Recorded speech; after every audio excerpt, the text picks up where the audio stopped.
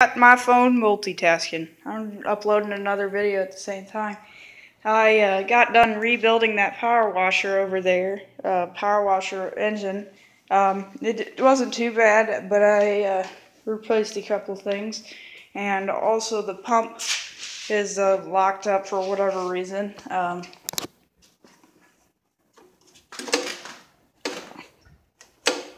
it ran fine once I got that stuff done. But this is really coming along. Let me get this on for you.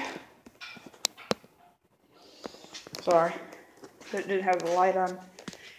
I got the walls oiled and all the pistons are in. Oh look, it's a staircase right now. And every single gasket's in, and you can see the oil coming around the sides, but there's none on there. It's just because, you know, the block is oiled. The surfaces are completely free of dust or anything. And I am basically about to put these heads down. You can see the only thing in there is the valves and the valve springs.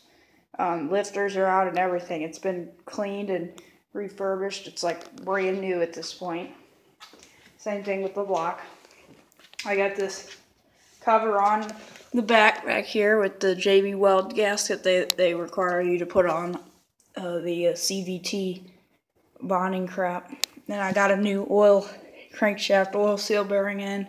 I did prime the oil pump, but that kind of backfired on me because it just kind of leaked all over the floor. So I don't know if there's stuff still in there or what, but I know that we can prime it before we put the engine together completely, and then it should work fine. But yeah, that's pretty much it. Let me show you guys how you're supposed to do these things. Basically, I looked up the torque spec for all the bolts, and you've got your thing right here, your pattern.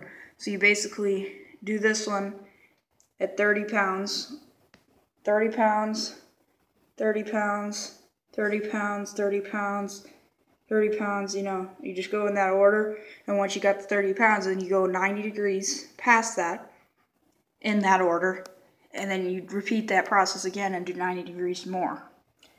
And these are the old chubby bolts that came out of it, which I've had a few people tell me to replace, which I couldn't agree with anymore. I've broken so many bolts. It's just that I need to be reminded at this point because I keep forgetting. So we got some brand new bolts there. And we also got this brand new Ford Motorcraft hose heater tube that my dad broke getting it out. He just decided to bend it, which is fine. I can use it for stock. Just have some more stock in my stockpile. Get it? And then the valve seats, this is what they look like. There's a little bit of oil in there right now just to keep them from rusting, but yeah, they are pretty. And since he hot tubbed them, where I pressed out the spark plug, you can barely tell. I mean, look at how good I am at that. See, there's 3 necks around there, otherwise clean. This one we didn't have to do. This one I did. It kind of pushed the aluminum down just barely right there. And then it gave it a couple of scratch marks. No, I think that's dust. No, that's scratch marks. Don't matter. And then this one just has a little nick right there. But yeah, they're brand new. That's what I think. For performance and everything. And yes, this is hanging there by magic. I don't have them bolted down. They've got these little metal things in there. But yeah, let me go ahead and get the camera set up so you can see my new tool. You guys don't have the best seat in the theater, but I got it set up. And the torque spec and the way you tighten them is very, very, very important. You want to get that gasket seated perfectly. So I've got the most accurate tool I could find. Just kidding. It is the most accurate tool I could find, but I didn't try to find any more. It's just the only one Harbor Freight has. I got my Pittsburgh Pro or Pittsburgh breaker bar, not Pittsburgh Pro. Pretty long. And then I got my Pittsburgh Pro,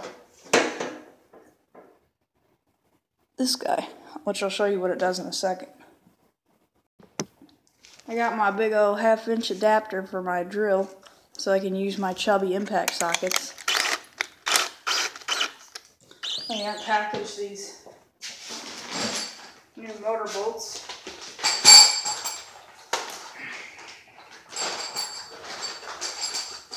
And I did oil the holes too, on top of the fact that the bolts are oiled, because I do like to follow the instructions in the Haynes manual. Unless it's done like torque pattern on things that aren't even parts of each other.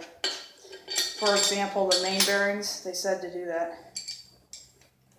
I didn't listen. I tightened them in kind of a zigzag pattern because it made no sense to tighten those in a pattern. As for there's no gasket to be sealed, and the crankshaft doesn't move when you tighten them. Oh yeah, let's put it in the lifter hole. See how that works. It don't fit.